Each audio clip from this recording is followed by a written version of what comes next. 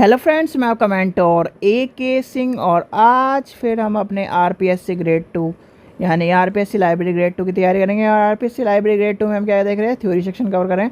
और theory section में आज का हमारा टॉपिक है यानी कि एक तरह से कहीं ना कहीं जब हम क्या कर रहे हैं, तैयारी कर रहे हैं, तो तैयारी में आप जो भी स्टूडेंट PhD करे होंगे या फिर एक MPhil में कहीं ना कहीं आपने डिसर्टेशन लिखी होगी, तो आपको कहीं ना कहीं रिसर्च पेपर की नीड पड़ी होगी, रिसर्च पेपर पब्लिश करने के लिए नीड पड़ी होगी। तो आपको कहीं ना कहीं वही टॉपिक आपका क्या है, यानी कि लिटरेचर सर्चिंग का, यानी कि साहित्य खोज की के बारे में आपको पता होना चाहिए कि क्यों, क्योंकि कहीं ना कहीं एक तरह से शोधकर्ता के लिए क्या करता है, काम को आसान करने वाला टॉपिक है। तो चलिए समय व्यर्थ न करते हुए सबसे पहले क्या करना है, वीडियो को लाइक करना है, चैनल को सब्सक्राइब करना है और टेलीग्राम ग्रुप को ज्वाइन कर लेना है। और जितने भी आपको PDF मिलेंगे, यानी कि मॉक टेस्ट के आपके PDF आपके 30 मिनट के बाद आपके मॉक टेस्ट के PDF आपको मिलने शुरू हो जाएंगे और प्रैक्टिस कराई जानी शुरू हो जाएगी। तो आपको वो जो PDF मिलेंगे वो आपको टेलीग्राम ग्रुप पर मिलेंगे। चलिए तो चलते हैं आज के अपने चैप्टर पर। तो चैप्टर का नाम क्या है, हिंदी में भी लिख देता हूँ मैं, लिटरेचर सर्चिंग, साहित्य खोज। ठीक है, अब साहित्य खोज क्या है। सबसे पहली बात आती है, साहित्य की खोज करने की आवश्यकता क्यों है और साहित्य खोज है क्या। देखो, आप क्या कर रहे हो, जैसे मान के चलिए आपने PhD करी, सॉरी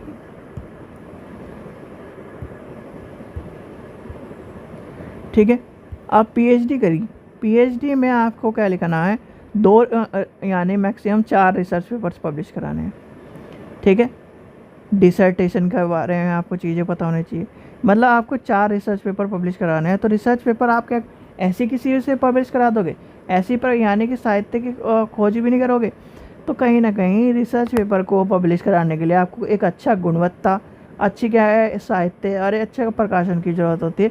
तो वहीं कहीं ना कहीं जो साहित्य जो खोज होती है एक ऐसी प्रक्रिया है जिसके चरण एक तरह से प्रयास से किसी भी विशेष बिंदु या विशेष कार्य हेतु आवश्यक प्रकाशित सूची को संदर्भित साहित्य खोज का एक तरह से प्रदान करती है। और वर्तमान समय में क्या होता है, साहित्य का जो विस्फोट एक तरह से माना जाता है, उसमें कहीं ना कहीं शोध कार्य के लिए साहित्य खोज को एक तरह से इम्पोर्टेंस दी गई है।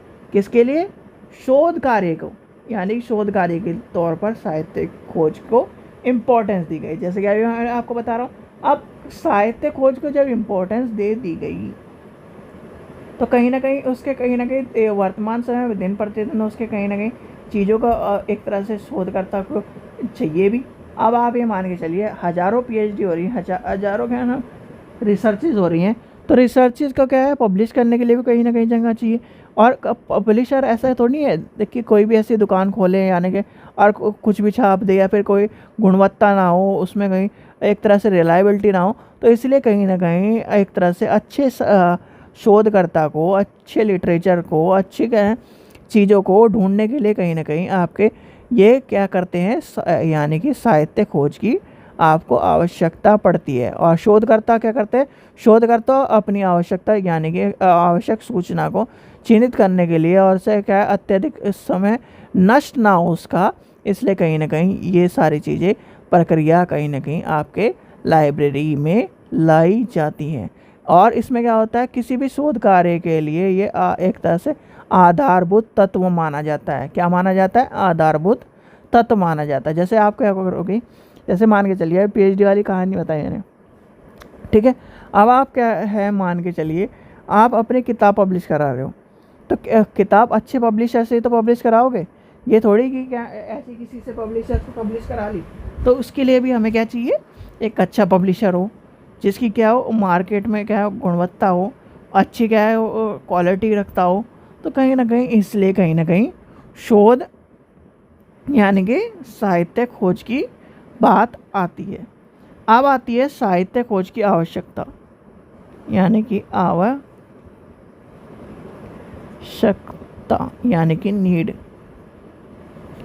अब आवश्यकता क्यों है, भाई आपका सर्वप्रथम आपको ये तो ये यानी कि ये जानना आवश्यक है कि साहित्य खोज के आवश्यकता क्यों पड़ी। यही तो बात होगी भाई, आवश्यकता क्यों पड़ रही है हमें।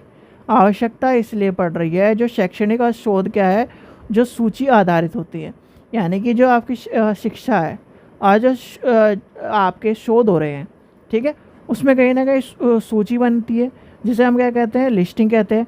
अब लिस्टिंग में जैसे आप क्या करते हो, शोध गंगा पर जाते हो कि इस यूनिवर्सिटी की हम क्या करें, इस सब्जेक्ट की रिसर्च निकालते हैं। शोध गंगा और शोध गंगोत्री वाली कॉन्सेप्ट आपको पता है। देखो, और क्वेश्चन याद यूजीसी में कई बार आ चुका है। शोध गंगा क्या है, जिस पे सारी की सारी आपको थीसिस मिलेगी, इलेक्ट्रॉनिक थीसिस, यानी कि आपको ई थीसिस। शोध गंगोत्री क्या है, जिस पे आपको सिनॉप्सिस मिलेंगी। सॉरी, शोध गंगोत्री, शोध गंगा, शोध गंगोत्री, ये चीज़ ध्यान रखना, ठीक है। इसमें आपको फिर अब आपकी जो कहीं ना कहीं चीज़ें आपके सामने आ रही हैं, आपको रिसर्चेस की चाहिए, कार्य, अब जो साहित्य की खोज के कार्य हो रहे हैं उनके बारे में चाहिए, तो ये सब चीज़ें भी आपको कहीं ना कहीं इंपॉर्टेंस लगेंगी। और इम्पोर्टेंट उस आदमी के लिए, जैसे क्या है, कोई व्यक्ति कर रहा है, शोध कर रहा है, तो उसके लिए तो इम्पोर्टेंस ज़्यादा हो गई। उससे क्या है, भटकना ना पड़ा, उसका सामान क्या है, जो समय है वो शोध में लगे, तो कहीं ना कहीं इसलिए आवश्यक है। तो इसका लिखिए, आवश्यकता इसमें आ जाएगी, लिखिए वर्तमान में उपलब्ध समीक्षात्मक विचारों एवं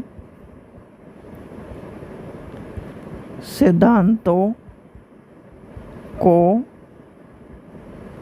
मूल्यांकित करना, ठीक है। शोध के किसी बिंदु विशेष का वर्तमान में उपलब्ध शोध परिणामों की पहचान करना। नेक्स्ट का पॉइंट क्या आएगा आपका, लिखिए शोध के किसी बिंदु विशेष पर वर्तमान में उपलब्ध शोध परिणामों की पहचान करना, ठीक है, यह आपको पता होना चाहिए। फिर आता है प्रभावशाली शोध में, यानी शोध विधि या प्रतिदर्श को चिन्हित करना। किसके, लिखिए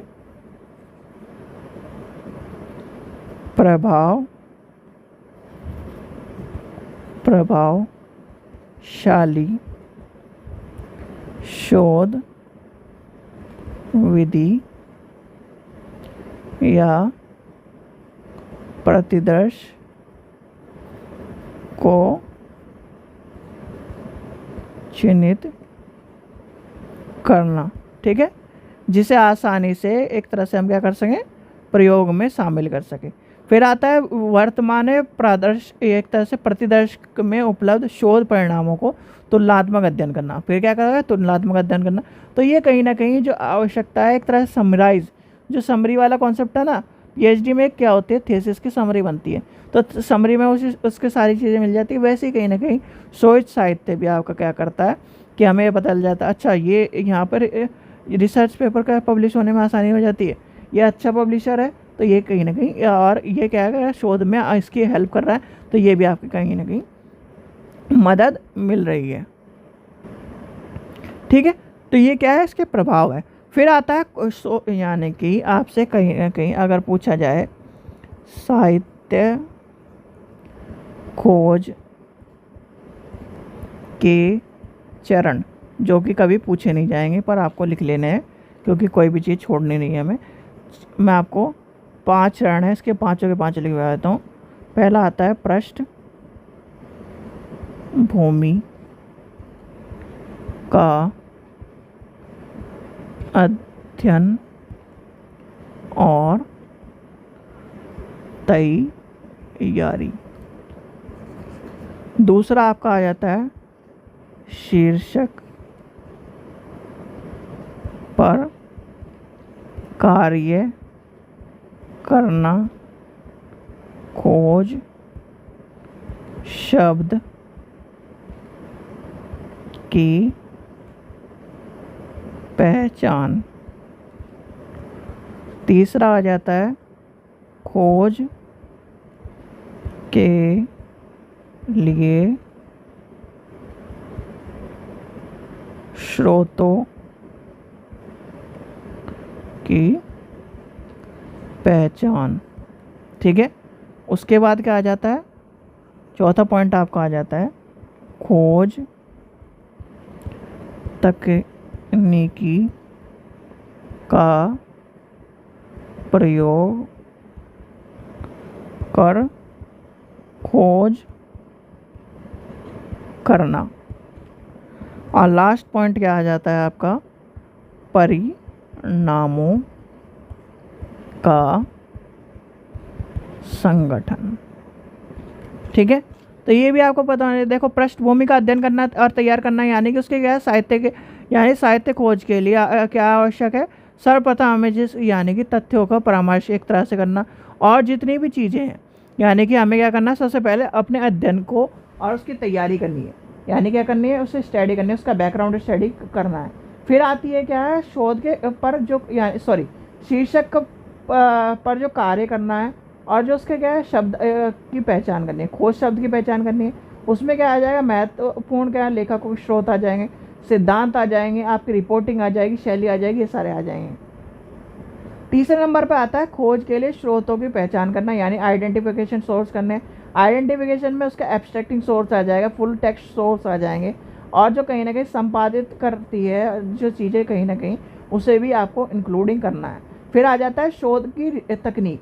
अब शोध की तकनीक क्या होती है, शोध की कहीं ना कहीं तकनीक अलग अलग होती है। हर शोध की कहीं ना कहीं आपको तकनीक आपको जो है वो शोध के हिसाब से मिलती है, यानी कि साहित्य खोज के में उपयुक्त परिणामों को प्राप्त करने के लिए उसकी यह आवश्यकता होती है। जैसे कि आजकल क्या है, आपके शोध के परिणामों के लिए SPSS का, यानी SPSS क्या है, SPSS का यूज़ होता है, SPSS का यूज़ होता है, तो आपको वो भी पता होना चाहिए। फिर आता है लास्ट पॉइंट आता है, यानी कि आपका क्या है, इसके परिणाम की बात है, यानी खोज परिणामों के व्यवस्थित करना, उससे क्या करना, अरेंज द जो सर्चिंग रिजल्ट आया उसे करना। और इसके अंदर क्या आता है, वर्गीकृत आ जाता है, और वर्गी एक तरह से अल्फ़ाबेटिकली आ जाएगा, क्लासिफाइड ऑर्डर के तौर पर भी आपको देखने के लिए मिलता है। ठीक है, तो ये थे आपका साहित्य खोज के ऊपर क्वेश्चन। आपसे वैसे तो पूछा नहीं जाएगा, पर आपको पता होना चाहिए साहित्य खोज क्या है, साहित्य खोज के बारे में पॉइंट्स क्या हैं, और कहीं ना कहीं आपने जो सिलेबस के से चल रहे हैं तो हमें ये सब चीज़ें भी पता होनी चाहिए। ठीक है बच्चों, चलिए आशा करता हूँ आपको वीडियो पसंद आई। वीडियो पसंद आई तो लाइक करें, चैनल को सब्सक्राइब करें, वीडियो को ज़्यादा से शेयर करें। Thank you.